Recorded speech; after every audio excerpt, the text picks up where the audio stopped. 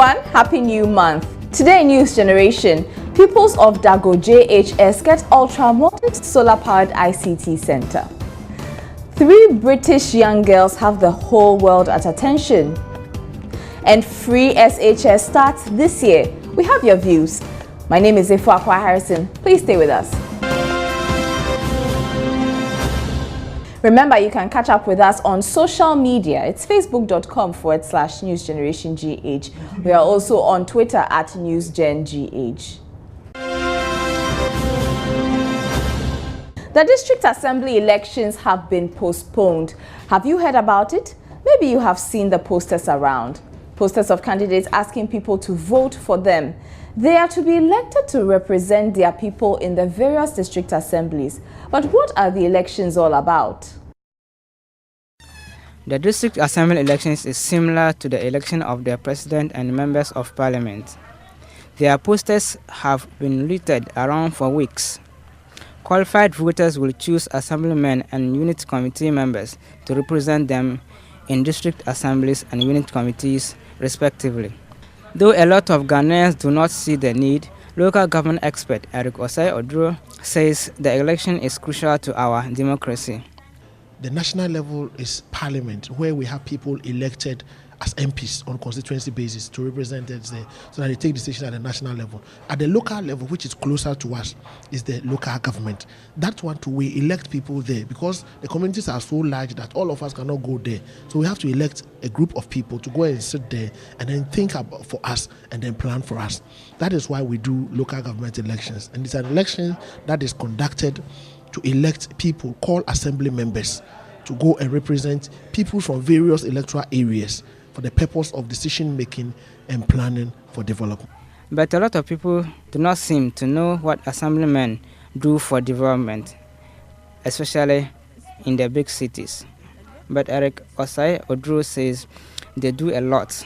They are very essential because if you don't have an assembly member, your voice is not heard.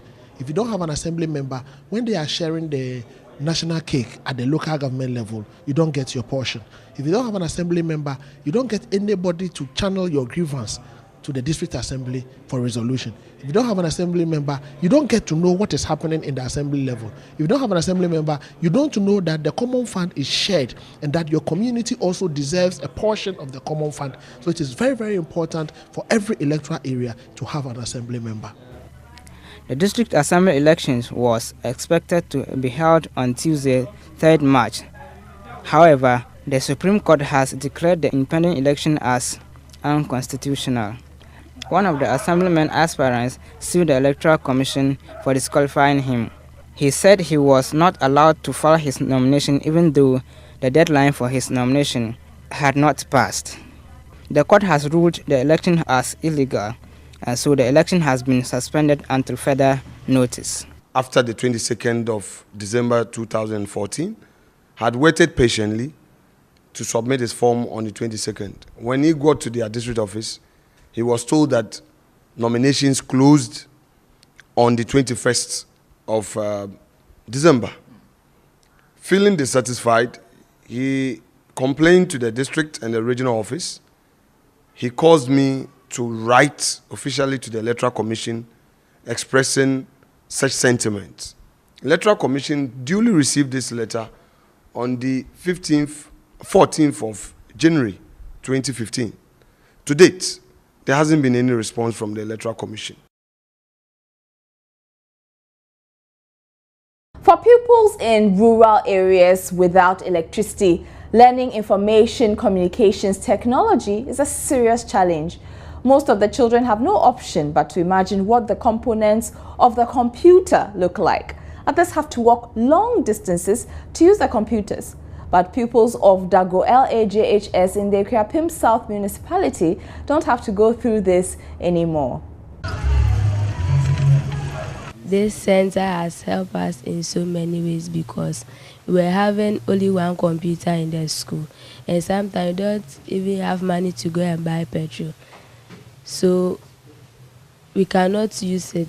But when this center came, when we had to learn ICT, we just come here and learn it, then we go away.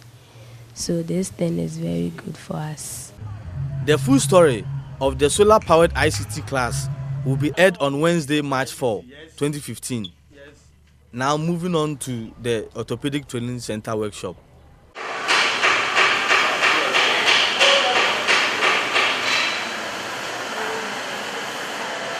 News Generation has brought a series of stories from the Orthopedic Training Center where children and adults suffering from physical disabilities are undergoing therapy with the hope of walking again. Our visit this time around is to see firsthand how these walking devices are made at their workshop, which has been in existence for some time now.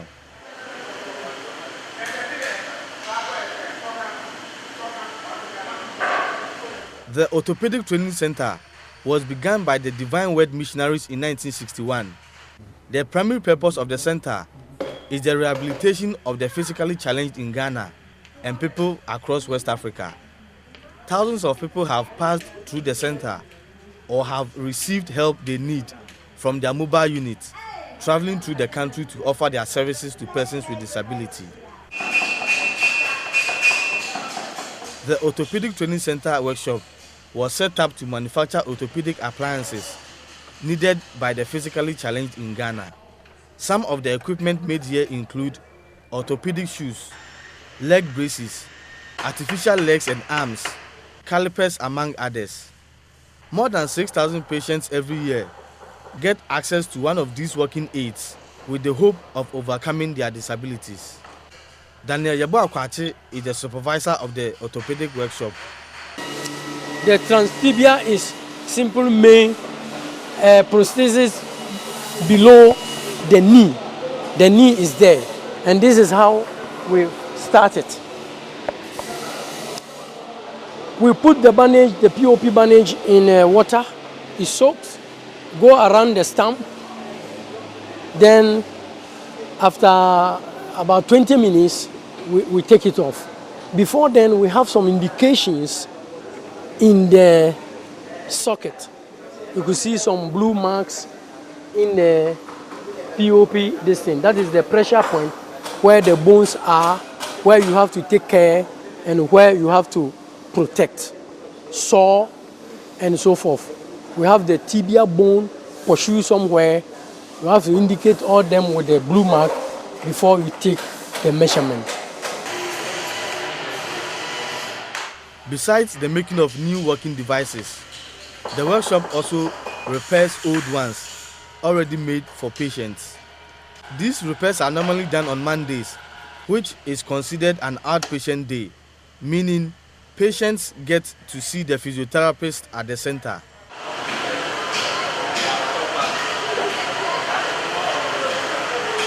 The orthopedic workshop, which was set up in 1965, has a shoemaking, prosthetics, artificial arms and legs, among other departments.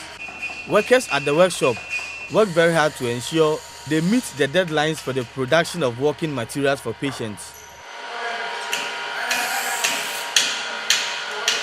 A special chair made for children suffering from cerebral palsy is manufactured by carpenters at the workshop.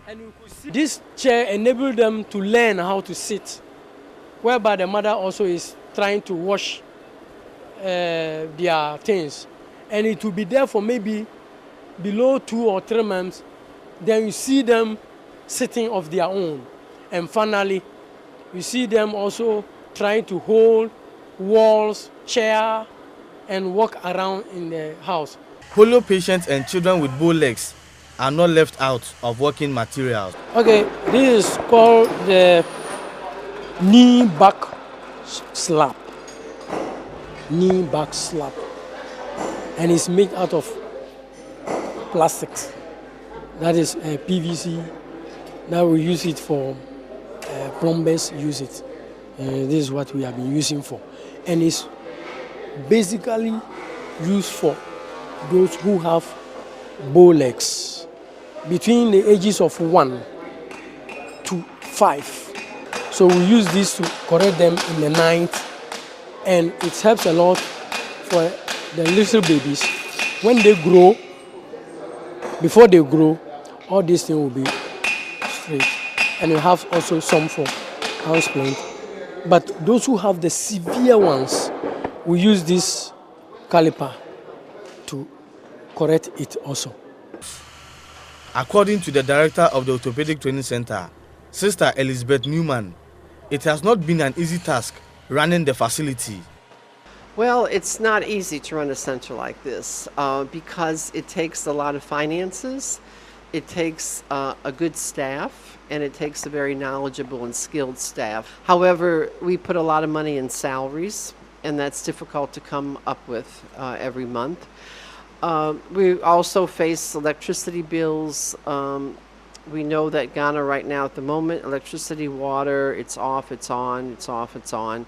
It costs us to run the generator. It costs us to pay the electricity bills. And our main purpose is to serve the people of Ghana who have physical disabilities, particularly the children. And so we try to keep our prices for the children low so that everybody can afford the services they need. She is appealing to individuals and organizations to come to their aid to ensure children in need of treatment but cannot afford to pay are not turned away. We're really looking for some of the big companies in Ghana and some of the individuals who are well off to come and to support the needs of the children that we have here. So we depend heavily on donations, and we're trying to get those donations more in the country than out of the country, because I think we've been here 53 years, and I think now Ghana can pick up and to help us and help these children so that parents who have children with disabilities will be able to help them, but it will not drain them so much.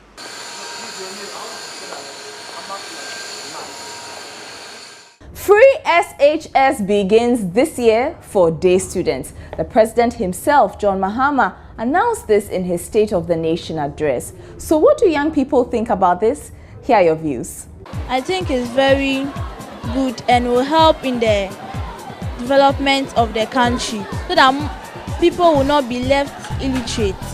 There will be more literate than illiterate in the country. I think the borders should also be part, because those who are borders is very costly and the day is not costly, so I think the borders should rather be made to go to the free SHS before the day students. I think it's okay because now if you don't go to SHS and you don't get a WASI certificate, you can't get a job to do. So nowadays companies don't take JHS certificate, so they take SHS certificate. So I think the free SHS to increase the literacy rate of the country and decrease the illiteracy rate of the country, and to make more people to know how to read, write, and perform simple mathematics. The free SHS is good for both day and border, but I think it will be wiser when the borders are made to when it starts with the borders, because if you want to go to boarding, it takes huge capital, and I think if the government invests in it, it will reduce the capital required for going to boarding, and so the parents don't have to pay huge money and pay lesser money, but the day students, they don't pay that much, so the government must finish with the borders before they go to the day students. I think that they will all benefit, but the government should start with the borders, because it requires that at the boarding they need huge capital in the boarding, and also they also enjoy boarding facilities like bedrooms, fans, and also they enjoy games, whilst the day students also doesn't enjoy this capital. It's your parents who don't have the money to send their ones to school. I would wish they would add the boarding schools to join the day school, so that it will help them in their learnings and study. Free SHS reduces social vices in the sense that people who do not have anything doing and go into bad practices like armed robbery, stealing and all other things will be educated on the effects and the bad practices of all the things they do. To be very effective, because it will help It will help parents who don't have money and cannot send their students to school to have the opportunity to send their children to school. Your views on WhatsApp. Now, 3 British girls have the attention of the world. They told their parents they were going out, but instead they ended up in Syria. That's what the world is talking about.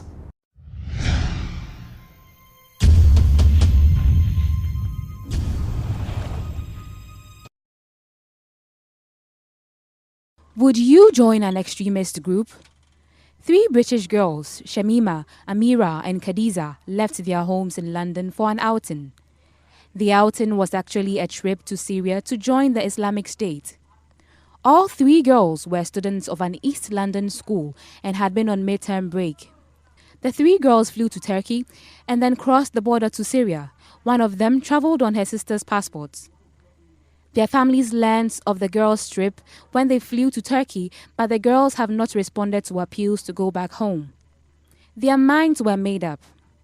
Another girl from their school went to Syria in December. They had communicated through social media. Their life with the militant group is pretty much decided. Girls with the group marry a militant and in some cases become militants themselves. Girls like the 3 are usually attracted to join the Islamic State by others who are already within the group. They usually communicate online, painting a nice picture of life with an extremist group. Most find out quickly that the situation is not what they pictured it to be, but there's no way out for anyone who joins the Islamic State. What would convince you to choose a life with an extremist group? If you are that type of smart child, you look at the things they have been doing to other religious groups, like the Nigerians, Christian religion. They've gone to the extent of exploding a church full of people in it. And a child wouldn't want to be killing people just like that. So I think the child, any way you convince the child will not join. Sometimes children are always exposed to this kind of war films, and so they think that when I go into, or maybe this would be amazing. Or sometimes it could be the parent. Maybe the parent has done something to the child doesn't like and wants to take revenge on the parents' family. I don't think a child will try having revenge on his or her parents, because if a child has revenge on his or her parents, the question is who will take care of the child? The child can go into foster care, but a child, if you really love your parents, you wouldn't try to hurt them or their family. And what will force you or what will you make up your mind to join an Islamic militant group? Well, I don't think anything will force me or convince me to join an Islamic militant group. I will join if they decide to bring the girls they took back to their homes and change the way they ask for things. To me, nothing will convince me. The only thing that will convince me to join them is if they decide to bring peace to their country back again. How will an adult talk to a child for a child in his right senses to join Boko Haram team? Well, I think children have things they like most. Like if you are some 10-year-old, 12-year-old child and they want you to join that kind of group. Normally, boys like video games and those action figure toys. You can bribe the child with a lifetime supply of those stuff, and the child will be willing to join you. You can also choose from children by their roadside. A man, maybe example like this. A girl, maybe a tough guy, maybe around 11, be sitting by the street, feeling harsh conditions, has not eaten for long. Maybe one member of the Boko Haram team will come and tell him that maybe if you join us to help for the Islamic State, I'll give you money to buy food, you got a house, shelter. The person will join because at least his parents are not there. Also his relatives are being so wicked to him to the extent of sacking him. So maybe he will take that challenge. they can also treat the children in such a way that they may think that, oh, these people are good and they are better than my parents, so why don't I follow them? And then they can follow them to the look around camp to be trained. In this world, I'll tell you, no one is perfect. There are types of girls. Some are the calm type and the tough type.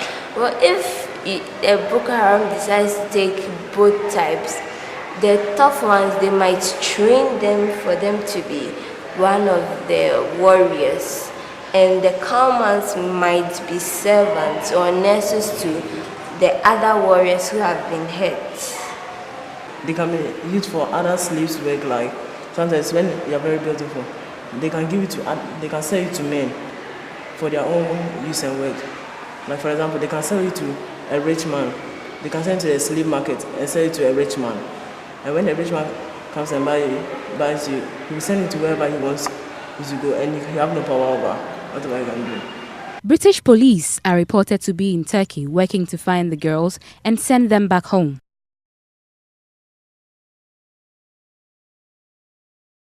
Well, Sparkle students are back in school, but they are to pay 90 cedis before classes resume. There have been deadly bomb blasts in northern Nigeria, and actress Lupita Nyong'o lost a dress she wore to the 2015 Oscar Awards in Hollywood. It cost $150,000. That's almost 500,000 cedis. Can you imagine that? Let's take the details in News Round before we wrap up.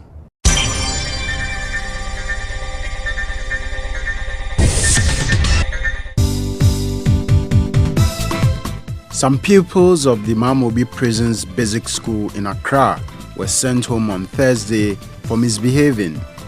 The children had been caught drinking palm wine before class. A class 4 pupil was responsible for bringing the palm wine to school in a food flask.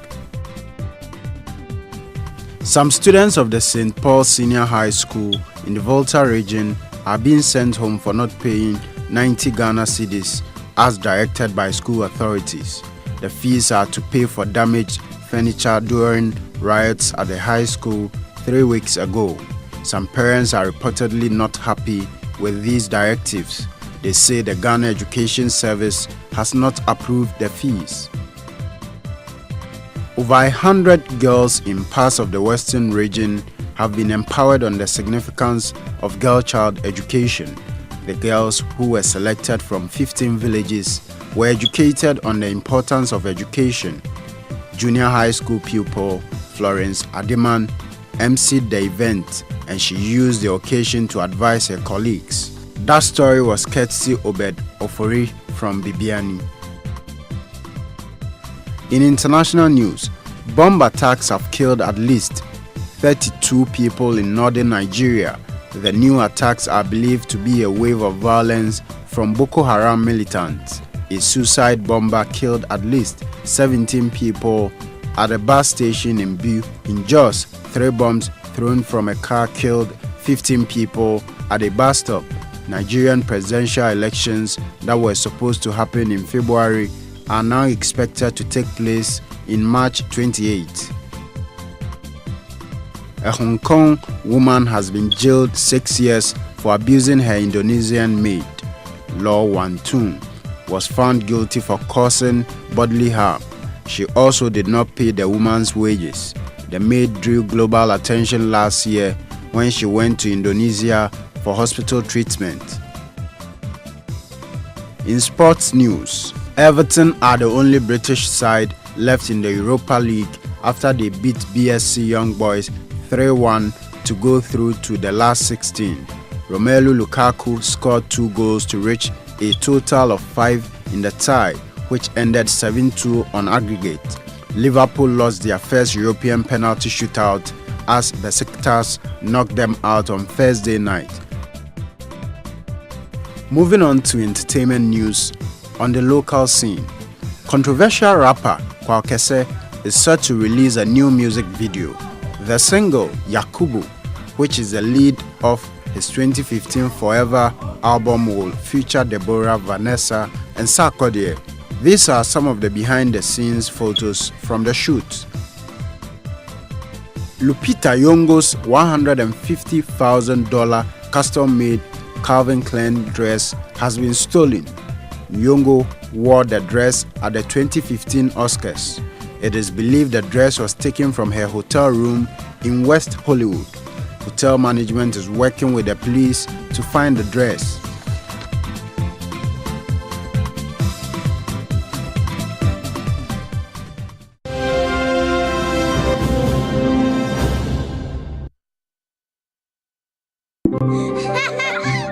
They call us a gang.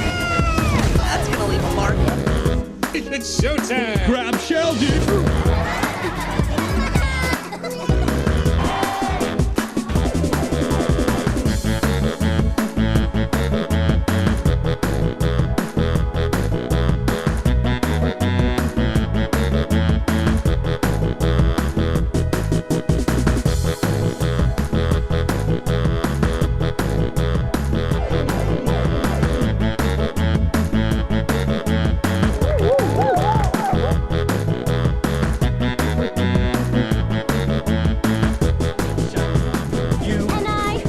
Meant to be. Oh, wait. I'm gonna take a picture and post it on Facebook. What? Joy Prime, real entertainment. And that's all for this edition of News Generation. Remember, you can always catch up with us on facebook.com/newsgenerationgh. Also find us on Twitter @newsgengh. Until next time, enjoy the rest of your weekend.